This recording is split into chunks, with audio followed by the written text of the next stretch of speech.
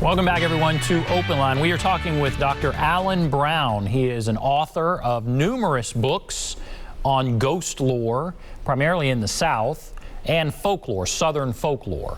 And so I read off some of the books: Haunted Georgia, Haunted Kentucky, Haunted Tennessee, Haunted Texas, Ghosts Along the Mississippi, Florida's Haunted Big Bend. So all kinds of areas that Dr. Brown goes to, writes about, looks into these stories.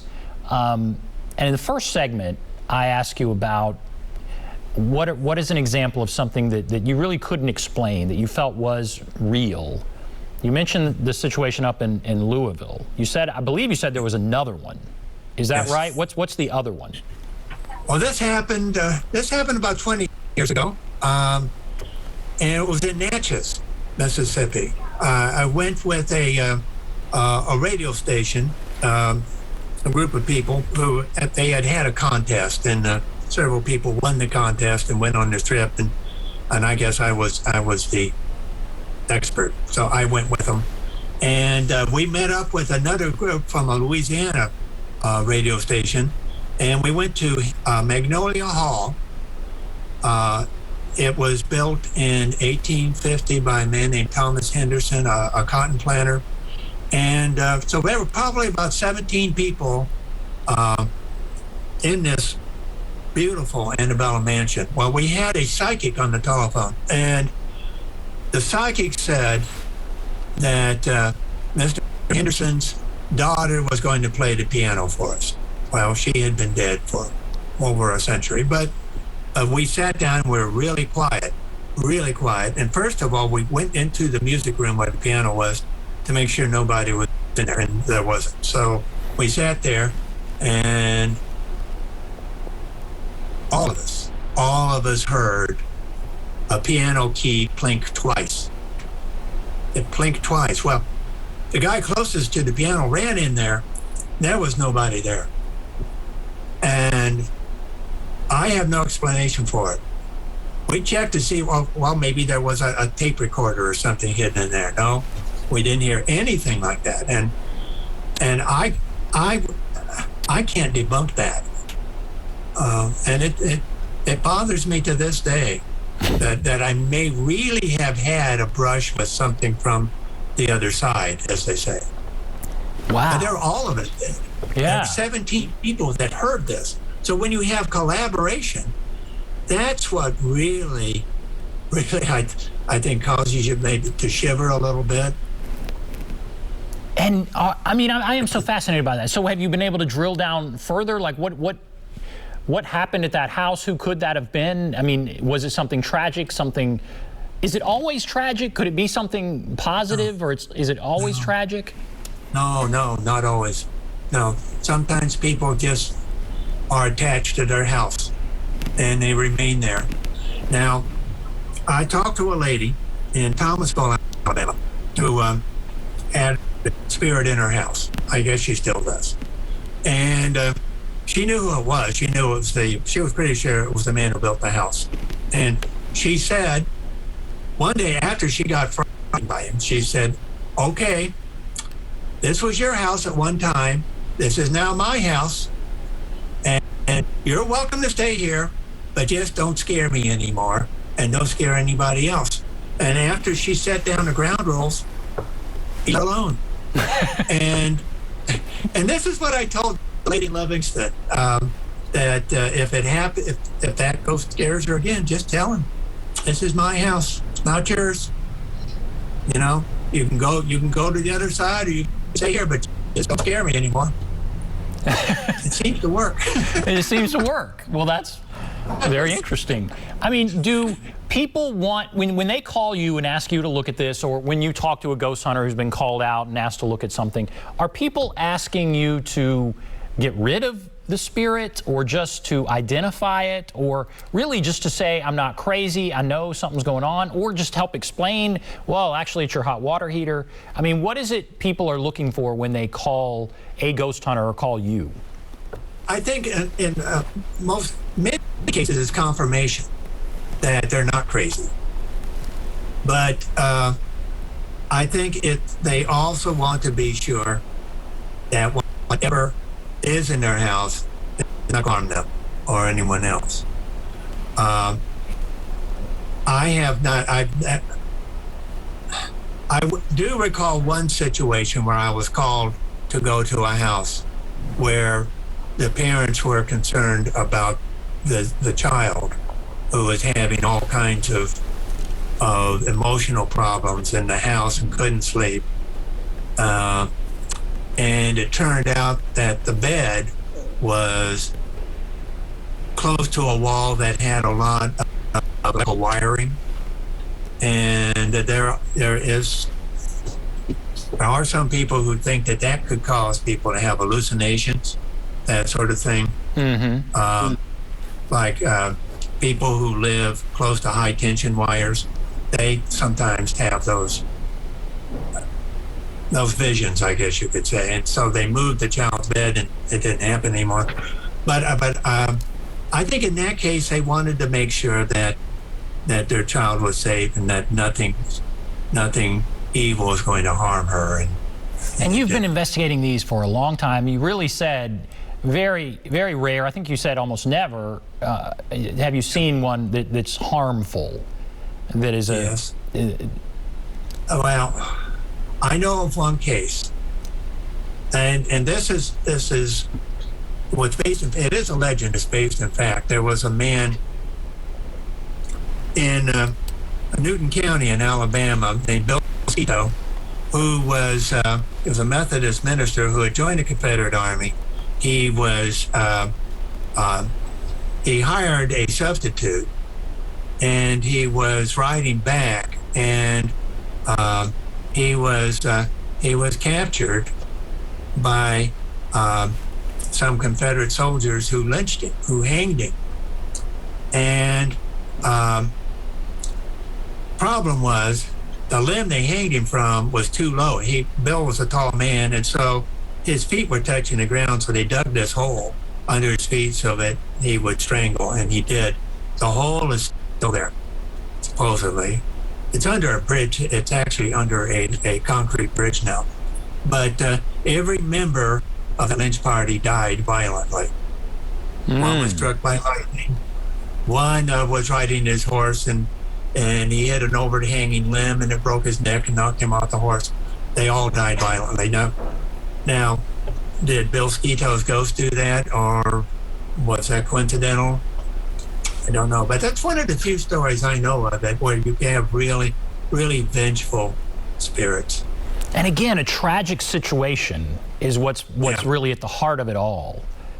Mm-hmm. Do you think, are children more likely to see a ghost? Do they have some, maybe they don't have barriers that adults have? I know sometimes in the movies, again, it's the children who see them first, or they try and talk to children. Do you have any experience with that or knowledge of that? I have read and talked to psychologists who have said that children and animals do seem to have,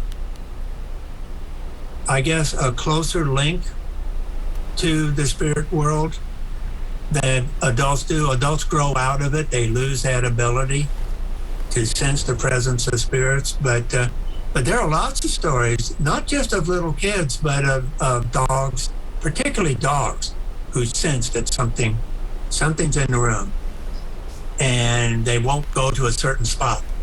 And you've probably all heard those stories. And psychologists think that is some kind of inherent ability that very young humans and animals have. And you've written a book here, The Haunted South, Ghostly Tales of the Haunted South. You've made it a children's book, right? Yeah. Now, and maybe you have another version that's not a children's book, but talk about what you're talking about in this book. Well, I wrote a book called The Haunted South, and it was for adults. And then the Arcadia Press that published the book asked me to rewrite it for children. I'd never done that before. And I tell you, writing a children's book is not easy. Fortunately, I have two grandsons, 10 and 8 years old. And so the entire time I was writing it, I was asking myself, what should they be reading? What shouldn't they be reading? I also asked the editor at the press, and I said, what should I cut out? And they said, well, you can't have any sexual material in there as well. I figured that much. You can't have any swearing. Well, I don't include swearing in my books unless I'm quoting somebody. And then I said, how about blood and guts? And they said, oh, that's fine. Go ahead and put blood and guts in there because kids love that stuff. And thinking about my grandsons, it occurred to me that they don't mind reading about somebody getting his head cut off, let's say, but they don't want to see it. Right. They don't want to watch movies that show it. But reading about it is okay. And so I left some of that stuff in there. And I tried to include stories that dealt with children. Not in a scary way, though. Not children who were threatened, but children that played some kind of heroic role, let's say. There's a lighthouse. It's called the Leamington Lighthouse in Hilton Head, South Carolina. Story goes in 1898, a hurricane was coming up, and the lighthouse keeper had a heart attack. And his daughter, his young daughter, went up to him and he said, what do you do? Keep that light burning and alert everybody in the island. She did. She wore a blue dress and she's called the Lady in Blue, and she still shows up every time a hurricane is about to come. And I thought, well, maybe that's the sort of story kids should know about. Yeah, that's great. Kids who, they do what their parents tell them to do, and they continue doing that through eternity. And so, all right, I ask you, what do ghost stories tell us about death and all of that? What would kids take from these stories? They read this. What's the essence of what they would get from this collection? Okay, I'm going to read to you the last paragraph of the introduction. I asked the question, are any of these stories true? Most legends have a basis in fact, so something must have happened, right? You, the reader, must decide whether or not these tales are 100% true or the product of overactive imagination. I was friends with Catherine Tucker Wyndham, who I said wrote a number of books, ghost legends. And she said you don't have to believe in ghosts to enjoy a good ghost story. And that's what I always tell people. I tell them that at the end of my ghost tours that I give here on the campus at the University of West Alabama. I tell them that at the end. That if you're a skeptic, that's okay. And if you believe in it, that's okay too. And I want the children who read these books to have an inquiring mind and to ask themselves questions like this, which seem pretty deep, but if you present them on a child's level, then I think they can deal with them. Mm-hmm. They've all had pets who've died. Some of them have had grandparents who've died, and death is something real to them. And I think it's good to try to present it in a way that's not scary or traumatizing. And if someone says, I don't believe in ghosts, do you try and convince them? No, I do not. My